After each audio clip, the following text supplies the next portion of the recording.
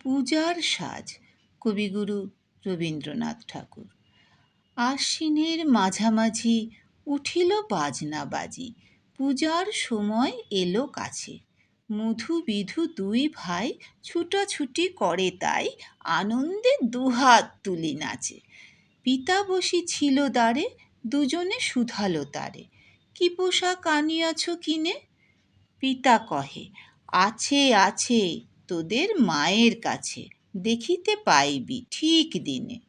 সবুর সহে না আর, জননীরে বারবার কহে, মাগো ধরি তোর পায়, বাবা আমাদের তরে কি কিনে এনেছে ঘরে, একবার দে না মা দেখায়ে।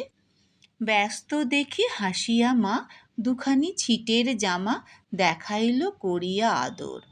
মধু কহে, আর নেই?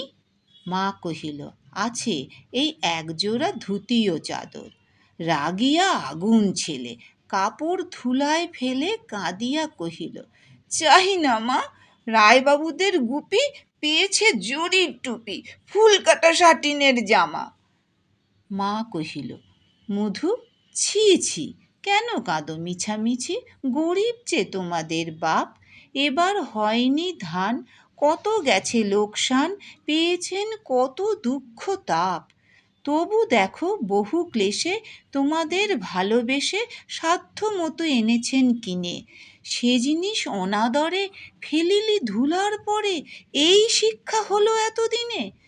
বিধু বলে, এ কাপড় পছন্দ হয়েছে মোর, এই জামা পরাস আমারে।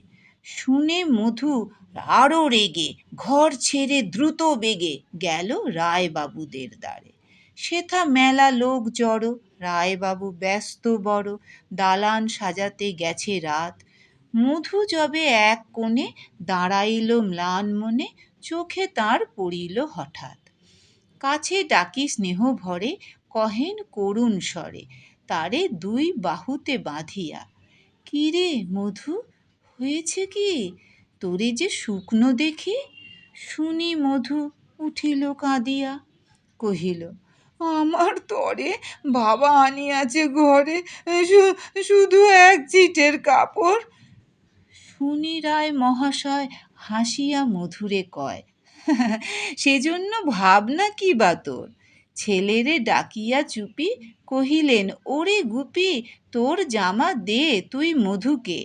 গুপির সে জামা পেয়ে মধু ঘরে যায় ধেয়ে, হাসি আর নাহি ধরে মুখে। বুক ফুলাইয়া চলে, সবারে ডাকিয়া বলে, দেখো কাকা দেখো চেয়ে মামা, ওই আমাদের বিধু ছিট পড়িয়াছে শুধু, মোর গায়ে সাটিনের জামা। মা শুনি কহেন আসি, লাজে অশ্রু জলে ভাসি, কপালে করিয়া করাঘাত। হই দুঃখী হই দীন, কাহারও রাখি না ঋণ, কারো কাছে পাতি নাই হাত। তুমি আমাদেরই ছেলে, ভিক্ষা লয়ে অবহেলে অহংকার করো ধে ধে। ছেঁড়া ধুতি আপনার ঢের বেশি দাম তার, ভিক্ষা করা সাটিনের চেয়ে। আয় বিধু আয় বুকে, চুমো খাই চাঁদ মুখে, তোর সাজ সবচেয়ে ভালো। দরিদ্র ছেলের দেহে দরিদ্র বাপের স্নেহে ছিটের জামাটি করে আলো। নমস্কার।